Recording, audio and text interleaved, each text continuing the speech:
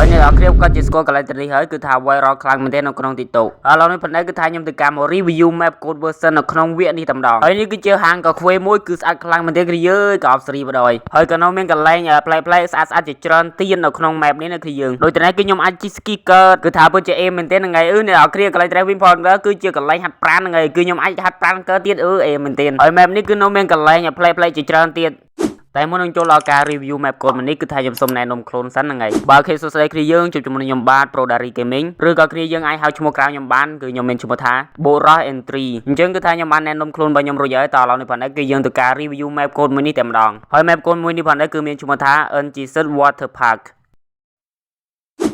ឥឡូវនេះបងឯងគឺថាខ្ញុំបានចូលមកដល់ក្នុង game ហើយពេលចូលមកដល់គឺមានលក្ខណៈថាតិចភ្នែកយកបដ ாய் គឺយើងនឹងឲ្យសារតែការ design ការរចនា board របស់គេចេញមកគឺថាស្អាតប្លែកយកតែមែនទេអ្នកទាំងគ្នាមើលផ្ទៃមេគឺចេញមកគឺថាស្អាតយកតែមែនទេហើយគឺថាកប់សេរីខ្លាំងមែនទេហ្នឹងហើយគឺថាមានរូប emoji ដាក់ទៀតឥឡូវនេះបងឯងគឺខ្ញុំដាក់រូបខ្ជូតមួយទៅហ្នឹងហើយនេះគឺជាអ្នកបង្កើត map នេះឡើងគឺយើងគឺ map កូននេះគឺយើងហ្នឹងហើយគឺគាត់មានអក្សរ V ទៀតគឺ A មែនទេសម្រាប់ខ្ញុំអក្សរ V ហ្នឹងគឺ is my dream ហើយក៏ប៉ុន្តែត្រឹមតែដេកសម័យទេហ្នឹងហើយតឥឡូវនេះបងឯងគឺយើងទៅមើលកន្លែងផ្សេងទៀតហើយនេះគឺជាហាងកាហ្វេហ្នឹងហើយអញ្ចឹងគឺថាពេលយើងរត់ចូលទៅគឺយើងចូលក្នុងនេះផ្លោកដោយគឺយើងចូលមកគឺមានអារម្មណ៍ថាស្អាតមែនទេព្រោះតែការរចនាម៉ូដរបស់គេគឺចេញមកលក្ខណៈថាតិចភ្នែកយកបដ ாய் ហើយក៏មានជាមួយនឹងអ្នកលក់ក៏ដូចជាទូសម្រាប់ទទួលភ្ញៀវហើយក៏មានជាមួយនឹងរបស់ផ្សេងទៀតសម្រាប់ឆុងកាហ្វេផងដែរហើយមិនមែនត្រឹមតែលក់កាហ្វេទេគឺមានលក់ជាមួយនឹងនំប៉័ងក៏ដូចជា hamburger ផ្សេងទៀតដែរហ្នឹងហើយអញ្ចឹងគឺថាដូចមួយទីគ្នាបានឃើញអញ្ចឹងគឺថាហាងនេះតូចទេក៏ប៉ុន្តែគឺថាក្លឹមខ្លាំងមែនទេហើយនេះគឺថាជា logo ផ្សេងទៀតដែលទាក់ទងជាមួយនឹងអ្នកបង្កើត map code មួយនេះឡើងអញ្ចឹងគឺយើងហ្នឹងហើយឥឡូវនេះបដ ாய் គឺថាបរានទីការជី ski lane បដ ாய் អញ្ចឹងគឺយើងហ្នឹងហើយយើងទីការឡើង channel ទៅបដ ாய் ទៅហ្នឹងហើយយើងមកធ្វើការជី ski lane ក៏ដូចជាយើងរំលឹកកាលពេលយើងនៅក្មេងផងដែរហើយយើងទៅការជ្រើសរើសយកមួយដើម្បីយើងទៅការជីទៅតែម្ដងហើយគឺថាលក្ខណៈជីគឺមានលក្ខណៈបែបហ្នឹងហើយមិនទៅគឺយើងចូលមកក្រំដៃហើយមានក្រំដៃទេច្រឡំនៅគឺយើងគឺថាចូលមកក្នុងទឹកហើយហ្នឹងហើយនេះគឺជាប្រហែលជាបរិវេណកណ្ដាលនៃ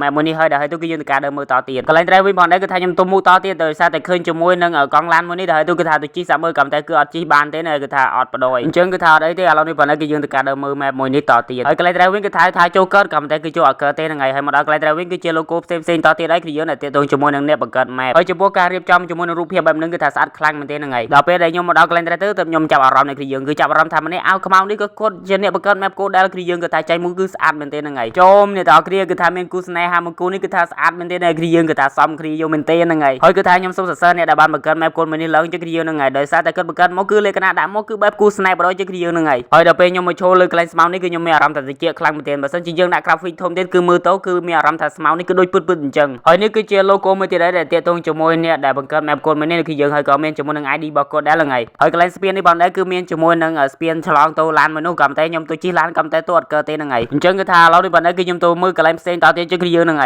ើយទៅកន្លែងដែលដូចជាដល់ Willow អញ្ចឹងហើយនេះគឺជាកន្លែងហាត់ប្រាណគឺយើងអើយមិននឹកស្មានដល់ថាមាននៅក្នុង game Free Fire គឺយើងហ្នឹងហើយពេលចូលមកដល់កន្លែងហាត់ប្រាណនីមួយទៅគឺវាចេញជាមួយនឹងកាយវិការប្លែកបែបហ្នឹងហើយគឺយើងហ្នឹងហើយគឺថាជាកាយវិការហាត់ប្រាណហ្នឹងហើយឥឡូវនេះបងដែរគឺថាខ្ញុំទៅការរត់ហាត់ប្រាណដើម្បីឲ្យមានសុខភាពល្អជាងគឺយើងហ្នឹងហើយគឺថាបន្តមកទៀតគឺខ្ញុំទៅការហាត់ប្រាណយកស៊ីខ្លាញ់ហ្នឹងហើយអូច្រឡំគឺយើងគឺថាខ្ញុំហាត់ប្រាណយកស៊ីពេកហ្នឹងហើយបន្ទាប់ពីខ្ញុំបានស៊ីពេកហើយដល់ហើយទៅគឺខ្ញុំទៅការដើររកកន្លែងហាត់ប្រាណតទៀតហ្នឹងហើយកន្លែង drive ហ្នឹងគឺចូលទៅហាត់ប្រាណយកបដ ாய் ក៏តែនេះហាត់បែបនេះគឺហាត់ដើម្បីអីចេះខ្ញុំអត់ដឹងដែរក៏តែការហាត់បែបនេះគឺតែបើតាមខ្ញុំមើលទៅគឺថាហាត់ឲ្យរាងកាយរឹងមាំហ្នឹងហើយបន្ទាប់ពីយើងទៅការហាត់ប្រាណបានមួយសន្ទុះដល់ហើយទៅរាងកាយរបស់យើងរាងរឹងមាំរលូនជាងមុនដល់ហើយទៅយើងទៅការហាត់ប្រាណយកសាច់ដុំម្ដងចំពោះការហាត់ប្រាណយកសាច់ដុំរបស់យើងគឺថាយើងទៅការលើកដុំដៃហ្នឹងឯងគឺយើងគឺថាមើលទៅតាមរូបភាពទៅគឺថាមានអារម្មណ៍ថាធ្ងន់ខ្លាំងមែនទេហ្នឹងហើយបន្ទាប់មកទៀតគឺថាអង្គុយកាន់ដុំដៃធ្វើបង្ងើយគឺថាអត់ចេះធ្ងន់ទេអត់យល់ដែរតែហើយបន្ទាប់ពីយើងទៅការហាត់ប្រាណបានមួយសន្ទុះដល់ហើយទៅគឺយើងមានអារម្មណ៍ថាស្រួលខ្លួនជាងមុនដល់ហើយទៅគឺយើងទៅការដើរមើលទេសភាពតទៀតហើយនេះគឺជាស្ពានមួយដែលមានទីតាំងឡើងលើភ្នំហើយគឺយើងដើរតាមស្ពាននេះទៅគឺយើងអាចឡើងលើកំពូលភ្នំបានហើយហ្នឹងហើយយើងទៅការមកមើលទេសភាពលើស្ពាននេះក៏វាមិនធម្មតាដែរគឺថាមើលទៅមានលក្ខណៈថាស្អាតខ្លាំងមែនទេហ្នឹងហើយដោយសារតែយើងបានមើលឃើញទេសភាពផ្ទៃខាងក្រោមទៅក៏ដូចជាអេនតូនូក៏ដូចជាផ្ទៃមេឃដ៏ស្រស់ស្អាតផងដែរហ្នឹងហើយមកដល់ស្ពានទៅនេះគឺថាអស់ស្ពានតទៀតហើយគឺយើងក៏តែយើងទៅការកាច់ទៅឡើងលើភ្នំបដ ாய் ជាគឺយើងហ្នឹងហើយអញ្ចឹងគឺថាឥឡូវនេះបដ ாய் គឺថាខ្ញុំទៅការឆ្លងលើស្ពាននេះដើម្បីឡើងលើភ្នំតែម្ដងព្រោះថាខ្ញុំចង់ដឹងថាលើភ្នំនេះគឺមានអ្វីខ្លះឥឡូវគឺកុំឲ្យឆ្ងល់គឺយើងទៅមើលតែម្ដងហើយគឺថាបន្ទាប់ពីយើងទៅការឆ្លងលើស្ពានរួចហើយដល់ហើយទៅគឺយើងមានចណ្ដើមួយតង់ទៀតដើម្បីឡើងលើភ្នំតែម្ដងអញ្ចឹងគឺថាយើងចាំកាលទៀតយើងទៅការឡើងទៅតែម្ដងអញ្ចឹងគឺថាឡើងរបស់យើងទៅគឺវាមិនយូរទេតាមផ្លេតទៅគឺដល់ហើយហ្នឹងហើយព្រោះថាកំពូលភ្នំនេះបើតាមមើលគឺអត់សូវជាខ្ពស់ប្រហែលទេហើយដល់ពេលខ្ញុំឡើងមកដល់លើកំពូលភ្នំនេះគឺអត់ទៅដល់កំពូលពេញលេងទេគឺនៅអត់ទៅត្រឹមនេះហើយដូចយើងក៏ស្រាប់តែឃើញជាមួយនឹងប្រាដឺម្នាក់នេះក៏កំពុងតែយកម៉ូតូចុះទៅក្រោមកំតែយកអត់កើតទេហ្នឹងហើយ ហើយខ្ញុំក៏ដឹងផ្លូវដែរហើយទៅគឺខ្ញុំដើរមកខាងដែរហើយទៅគឺចាប់អារម្មណ៍ថាប្រាដឺនោះដើរទៅផ្លូវខាងនោះឥឡូវនេះផងដែរចាំកាត់ទេយើងទៅតាមគាត់តែម្ដងទៅហ្នឹងហើយហើយចំពោះផ្លូវនេះគឺអត់មានចន្ទើអត់មានអីដូចមុនតទៀតទេគឺថាយើងដើរទៅជាអញ្ចឹងបណ្ដោយគឺយើងហ្នឹងហើយឥឡូវនេះប៉ុន្តែគឺថាខ្ញុំទៅការឡើងមកដល់លើកំពូលភ្នំហើយគឺចង់ដឹងថាមានអី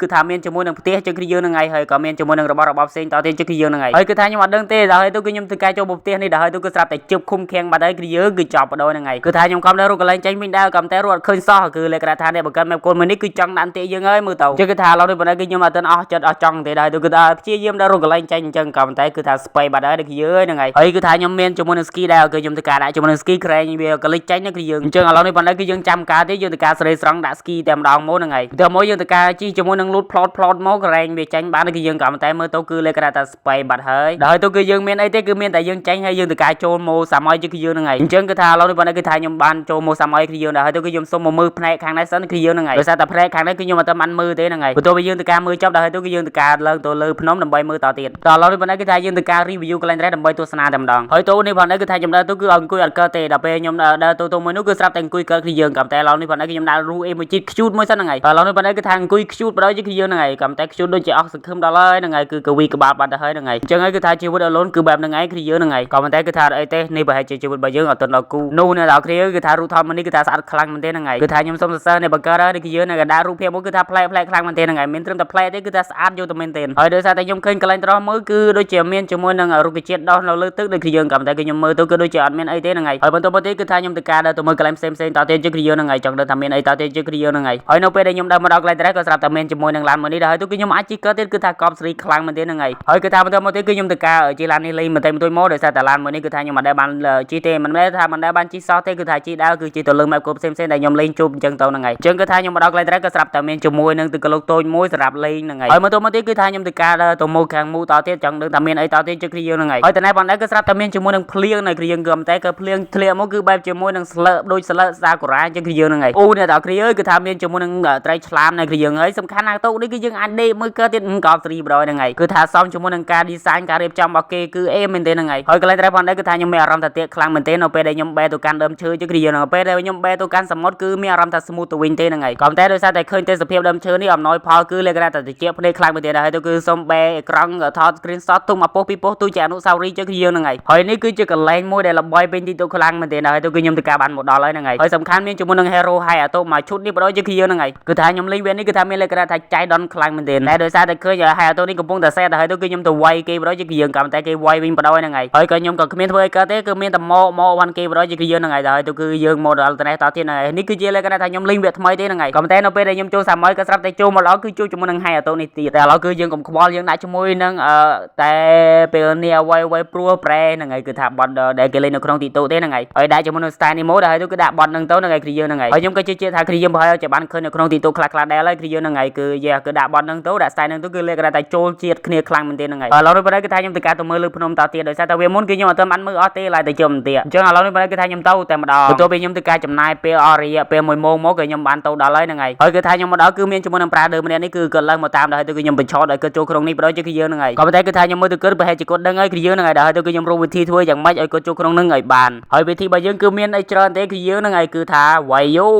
ចាំមើលតែគាត់ចូលទៅរៀងចិត្តបន្តិចគឺថាយើងទៅវាយតែម្ដងតែដល់ពេលខ្ញុំរកវាយបែរជាគាត់មកខាងគេនេះវិញគឺខ្ញុំអត់យល់ហើយទៅគឺវាយអត់ចូលទេគឺយើងដល់ហើយទៅគឺគាត់ដាញ់យើងវិញទៀតចាប់ដោយចាំការទេទៅការរត់យោក៏ប៉ុន្តែមុននឹងរត់យើងទៅការវាយយោក៏ប៉ុន្តែវាយអត់ត្រូវសោះហ្នឹងហើយឥឡូវនេះផងដែរចាំការទេវាយអត់ត្រូវហើយយើងទៅការរត់តែម្ដងហើយដោយសារតែខាងមុននោះដូចជាមានកន្លែងបង្ហោះម៉ូតូដល់ហើយទៅយើងចាំការទេយើងទៅលេងតែម្ដងឥឡូវនេះផងដែរគឺថាខ្ញុំទៅដល់ហើយគឺយើងទៅមកខ្ញុំទៅការយកម៉ូតូមួយដល់ហើយទៅគឺខ្ញុំបង្ហោះទៅតែម្ដងអូអ្នកដល់គ្រាអើយគឺថាពេលដែលយើងបង្ហោះទៅគឺលក្ខណៈថាចូលទៅក្នុងទឹកបដជាយើងចាំមើលសិនថាវាលក្ខណៈបែបម៉េចជាយើងកំតែមើលទៅគឺអត់អីទេគឺយើងគឺបែបហ្នឹងហើយគឺយើងហ្នឹងហើយគឺថាម៉ូតូគឺគៀងនៅក្នុងទឹកបាត់ហើយទៅគឺខ្ញុំទៅការចុះទៅលើម៉ូតូដើម្បីជិះស្គីទៅកន្លែងដើមរបស់យើងវិញគឺយើងហ្នឹងហើយអញ្ចឹងគឺថាឥឡូវនេះប៉ុណ្ណឹងគឺថាខ្ញុំទៅការទៅតែម្ដងហើយគឺយើងទៅការជិះស្គីឆ្លងមហាសមុទ្រដើម្បីទៅកន្លែងដើមរបស់យើងវិញគឺយើងហ្នឹងហើយចំពោះកន្លែងខាងក្នុងនោះគឺដូចជាយើង review អស់ហើយហ្នឹងហើយយើងដើរមើលអស់ហើយដល់ហើយទៅគឺនៅតែកន្លែងនេះចុងក្រោយទេហ្នឹងហើយអញ្ចឹងគឺថាដូចជាកន្លែងនេះគឺមានបាសមានអីគឺមានលឺទៀតគឺបត់ញាក់បដជាយើងបើសិនជាយើងបានលេងគឺប្រកាសជាដឹងហើយហ្នឹងហើយចំណែកអ្នករឹមហ្នឹងគឺមិនមែនជាមនុស្សពឹសទេប្រហែលជាមនុស្សសម្ប៉ាឌីមើលដែរហ្នឹងហើយក៏តែចំណែកប្រាដឺអោសហ្នឹងគឺជាមនុស្សពឹសហ្នឹងហើយចំណែកខ្ញុំវិញគឺថាខ្ញុំទៅការចុចដើររស់ style រឹមក៏តែបើអត់ប៉ះ style រឹមទេប៉ះ style ប្លែកហ្នឹងហើយដូចកន្លែងត្រែក៏ចុចប៉ះ style បាយបាត់ទៅហើយហ្នឹងហើយគឺថាខ្ញុំទៅការចុចចុះចុចឡើងក៏ស្រាប់តែប៉ះជាមួយនឹង style អស់សង្ឃឹមហើយខ្ញុំទៅការចុចចុះចុចឡើងទៀតក៏ស្រាប់តែប៉ះជាមួយនឹង style រឹមហើយដល់ហើយទៅយើងទៅការរឹមយោហើយចំណែកអាប្រាដឺអោសនេះអត់ រឹមដែលទេហ្នឹងហើយទូឲ្យឯងរឹមម្នាក់ឯងមិនម្នាក់ឯងទេគឺរឹមជាមួយនឹង